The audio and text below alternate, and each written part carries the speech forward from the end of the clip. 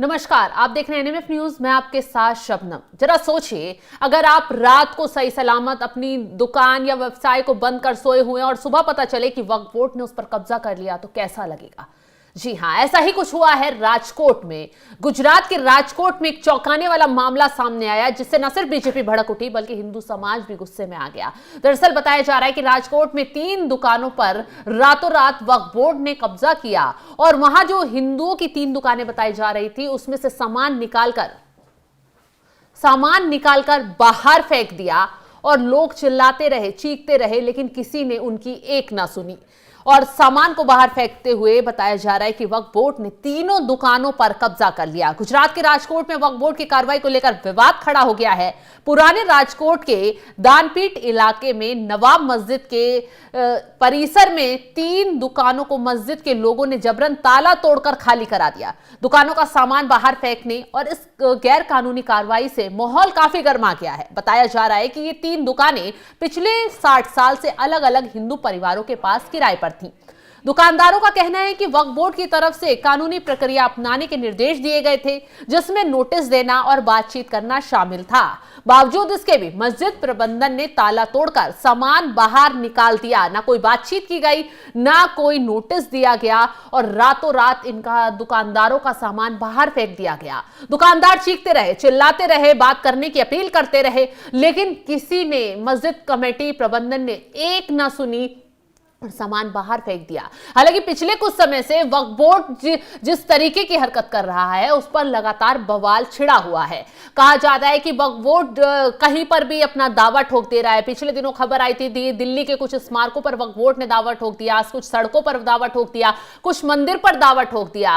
विवाद इतना बड़ा, लोग कहते हैं कि वक्फ बोर्ड कहीं पर भी आए, मन मर्जी अपना दावा ठोक जाता है और फिर उस पर विवाद खड़ा हो जाता है। मसला यह है कि एक्ट 1995 में ये वक्फ बोर्ड को अधिकार दिया हुआ है कि जो उसकी आधिकारिक संपत्ति है और जहां किसी और ने कब्जा कर रखा है तो वक्फ बोर्ड उस पर जाकर अपना हक जता जा सकता है। अगर वक्फ बोर्ड के पास उसके कागजात है तो वक्फ बोर्ड फिर उस पर अपना कब्जा जताकर उसे खाली भी करवा सकता है। तो ऐसे में आप अगर वक्फ बोर्ड के खिलाफ कानूनी कार्रवाई करने जाएंगे तो वक्फ बोर्ड के खिलाफ कानूनी कार्रवाई नहीं हो पाएगी, क्योंकि मामला वक्फ बोर्ड की अदालत में ही सुना जाएगा और जब तक बहुत देर हो चुकी होगी। ऐसा ही कुछ राजकोट में अब मामला सामने आया है, जिसमें कहा गया था कि लोगों को, जो दुकानदार हैं, वो किराए पर रह रहे थे और वो किराया भी दे रहे थे लगातार, और अचानक ही उन्हें पहले ये कहा गया कि अगर ये दुकानें खाली करवानी हैं तो उन्हें नोटिस दिया जाएगा, कुछ वक्त दिया जाएगा उन्हें दुकानें खाली करने के लिए, उनसे बातचीत की जाएगी।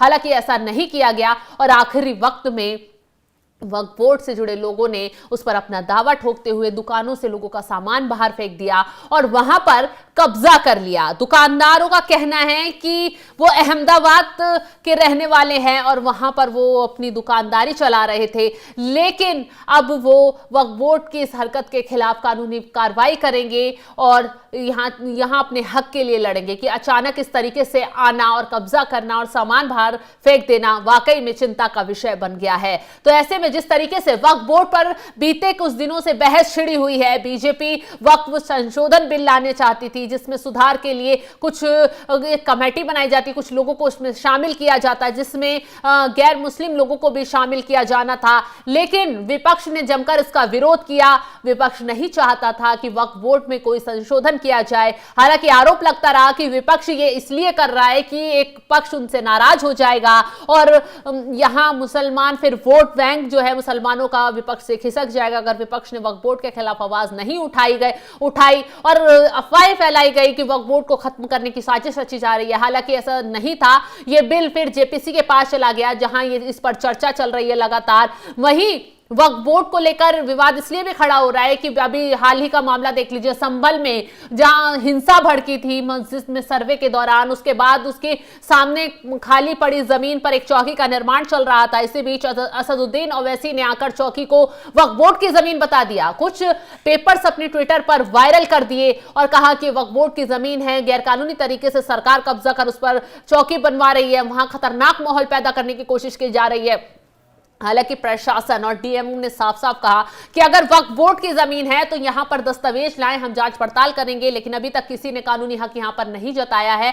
और ये नगर निगम के अंडर वहां की जमीन जो है प्रशासन के अंडर है, जिस तरीके से उस पर चौकी का निर्माण कराया गया। और अब इसी बीच अभी राजकोट में नया विवाद सामने आया है, जहां रातों रात 3 दुकानों पर ताला जड़ दिया गया और उसके अंदर दुकानों में सामान जो है उसको बाहर फेंक दिया गया, जिस पर विवाद लगातार गहराता जा रहा है। हालांकि दुकानदारों ने अब जो है पुलिस स्टेशन में इस मामले की शिकायत दर्ज करवाई है, 5 लोगों के खिलाफ शिकायत दी है और पुलिस मामले की जांच पड़ताल भी कर रही है। वहीं बीजेपी विधायक जो है दर्शिता शाह ने पुलिस कमिश्नर से मुलाकात कर गैर कानूनी कार्रवाई पर नाराजगी जताई। उन्होंने कहा कि वक्फ बोर्ड ने कानूनी प्रक्रिया अपनाने के निर्देश दिए थे, लेकिन उसका उल्लंघन हुआ है। अब ये पूरे मामले पर विवाद खड़ा हो गया है, बीजेपी भड़क उठी है, कानूनी कार्रवाई पर भी नाराजगी जताई है कि जिस तरीके से लोगों को नोटिस देने की बात की गई थी, क्यों उनको नोटिस नहीं दिया गया, क्यों पहले बातचीत नहीं की और अचानक ऐसे धावा बोलना कितना गलत है। फिलहाल अब देखने वाली बात होगी कि वक्फ बोर्ड की तरफ से जो कार्रवाई दुकानदारों पर की गई है उस पर क्या एक्शन लिया जाता है। फिलहाल इस खबर पर आपकी राय क्या है, कमेंट कर जरूर बताएं और तमाम खबरों के अपडेट के लिए आप हमारे साथ जुड़े रहें। नमस्कार।